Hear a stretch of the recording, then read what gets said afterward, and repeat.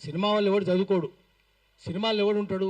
చదువు లేనోడు, శీలం లేనోడు, సంస్కారం లేనోడు, తాగుబోతులు, వాగుబోతులు, వదురుబోతులు, తిరుగుబోతులు వాళ్ళే కదా. సినిమాలు ఒక్క మంచి సినిమా, దేశభక్తి సినిమా ఒకటి తీసినరా? ఒక్కటి చెప్పండి.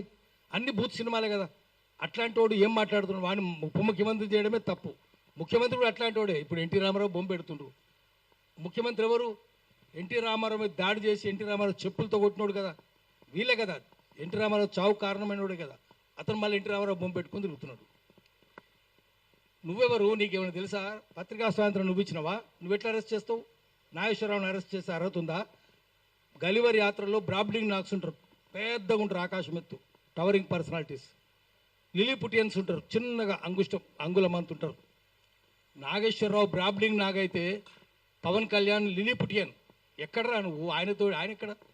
కాలి గోటికి సరిపోవు. ఆయన గురించి మాట్లాడతావా? నువ్వు అరెస్ట్ చేస్తావా? తెలుసా నీకేమన్నా? చదువు ఉందా, శీలం ఉందా, సంస్కారం? నువ్వు మాట్లాడతావు నాగేశ్వరరావు గురించి? ఆయన నాగేశ్వరరావు చాలా సంస్కారవంతంగా మాట్లాడతాడు. రిఫైన్ టాక్ అనేది, పిచ్చి పిచ్చి మాటలు మాట్లాడు ఆయన. ఆర్టికల్ 19(1)A మాకు వాక్ స్వాతంత్రం ఇచ్చింది. దాని కింద మనం ఎవరైనా విమర్శిస్తాం. శ్రీశ్రీ ఏం చెప్పిండు? మేమీ ప్రైవేట్ జీవితాలు మేమీ సొంతం, పబ్లిక్గా ఉంటే ఏమైనా అంటాం. నువ్వు రాజకీయాలు ఉంటే అంటాం, నువ్వు సినిమాలు ఉంటే అనం. సినిమాలు ఉంటే నువ్వు ఎంతమందిని 5 పెళ్లి చేసుకున్నావు? నీ భార్య కూడా విదేశేస్త్రాలే కదా. నువ్వు ఆమెనేమో ఇటాలియన్ అంటావు, నువ్వేమో మళ్ళీ విదేశేస్త్రాలనే చేసుకుంటాడు. బీజేపీలు అదే కదా. మరి 5 పెళ్లి చేసుకుంటే సిగ్గు శరం ఉందా నీకు? నువ్వు మాట్లాడతావు ఆ సంస్కారం గురించి? నువ్వు రోజు ఒక పార్టీ మారుస్తావు. గద్దరుండగా గద్దర్ని ఎట్లా మోసం చేసిండు? చెగువేరా బొమ్మ పెట్టుకొని నేను కమ్యూనిస్ట్ అనేది చెప్పి గద్దరు నమ్మించి తీసుకొని పోయిండు, ఇంటికి తీసుకుపోయిండు, దండం పెట్టిండు. మొత్తం షర్టు ఎక్కడ చూసినా చెగువేరా బొమ్మలు. ఇప్పుడు ఎవరు బొమ్మలు పెట్టుకుంటుండు? రోజుకో పార్టీ. ఎక్కడ జిదర్ హరి ఉదర్ చరి, ఎక్కడ పచ్చకుంటే పసులు అక్కడ మేస్తాయి. నువ్వు పశువే కదా. ఎక్కడ ఏ కొమ్మ మీద పండు ఉంటే ఆ కొమ్మ మీద దూకుతాయి కోతులు. నువ్వు కోతివే కదా. నువ్వు చెప్తావా? రోజుకో పార్టీ మార్చుకోనివి, రంగులు మార్చుకోనివి నువ్వు చెప్తావా? ఇప్పుడు గద్దర్ గురించి చెప్తావు. గద్దర్ మోసం చేయలేడు, చెగువేరా బొమ్మలు పెట్టుకోలేవిడు. పెట్టుకొని ఇప్పుడు ఏం చేస్తున్నాడు? ఎన్టీ రామారావు బొమ్మలు పెట్టుకుంటున్నాడు. అరే పాశం యాదగిరి అన్న, ఏం మనిషిరా అన్న నువ్వు? 5 పెళ్లిళ్ళు చేసుకోండి. నిన్నెవడు చేసుకోవద్దన్నాడు? రాజ్యాంగబద్ధంగానే చేసుకున్నాడు గారా. ఏంద్రా ఈ పెళ్లిళ్ళ గోల? ప్రతిసారి ముండా కొడుకులకు అరే మగోడు చేసుకున్నారా పై బాజాప్తగా చెప్తున్నా, తెలంగాణ ముచ్చట్లే చెప్తానా. ఏంద్రా మీ బాధ? రాజ్యాంగం ప్రకారమే చేసుకున్నాడు. ఏనంటే 3 పెళ్లిళ్ళు. అరే వేషాలు వేసేటోళ్ళు, బూడిదలు పూసుకునేటోళ్ళు నీకు వద్దన్నమన్నా. తెలంగాణ ఉద్యమంలో నేను తెలంగాణ సినిమా ఆర్టిస్ట్ అసోసియేషన్గా నేను పనిచేసిన. నేను జనరల్ సెక్రటరీగా ఉన్నా. అనేక మందికి నేను కార్డ్స్ ఇచ్చిన. నేను రియాలిటీ షో కూడా చేసిన. మరి తెలంగాణ వచ్చినప్పుడు ఇదే రసమై బాలకిషన్ అన్న అప్పుడు ఒక మంత్రిగా ఉండేటోడు 7 ఎకర్ల మీటింగ్ కూడా జరిగింది. అప్పుడు నాగార్జున గారు, చిరంజీవి గారు కూడా వచ్చింది అనుకుంటా. దాని తర్వాత చాలా మంది హీరోలు వచ్చిండ్రు.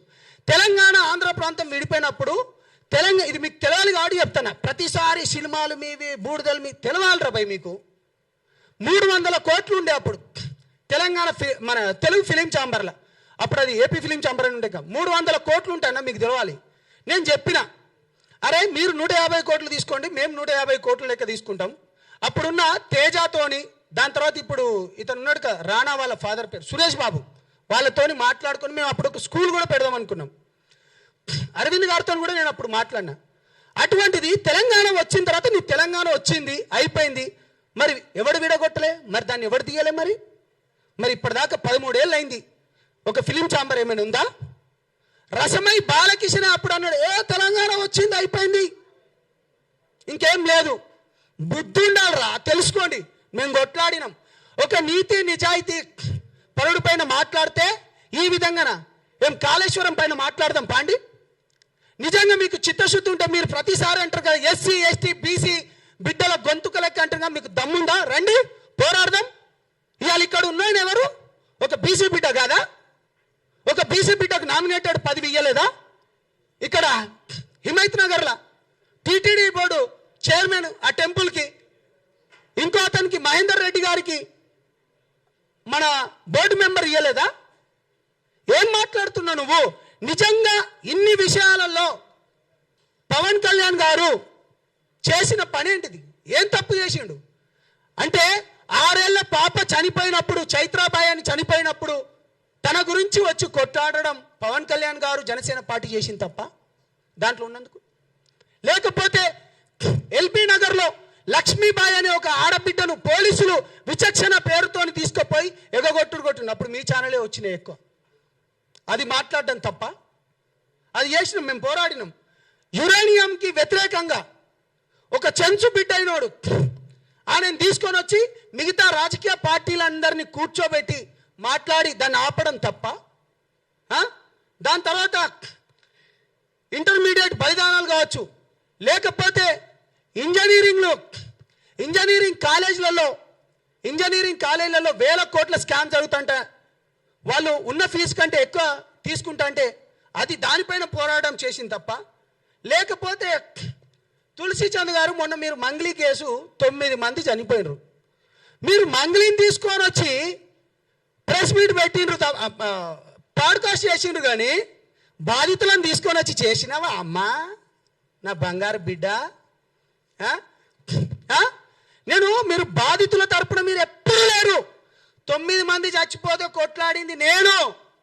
మేం పోయి అక్కడున్న తమ్ముడు గిరిజన సంఘాల నుంచి అశోక్ కానీ లేకపోతే సేవాలాల్ సేన మైదాన ప్రాంతం వాళ్ళు మన రఘురాం కొట్లాడిండు. ఎప్పుడైనా నువ్వు కొట్లాడినవా అమ్మా? ఏం మాట్లాడుతావమ్మా నువ్వు? లగచర్ల భూములకు రైతులకు బేడీలు వేసినప్పుడు జనసేన పార్టీ కొట్లాడింది. కాబట్టి మీడియా మిత్రులందరికీ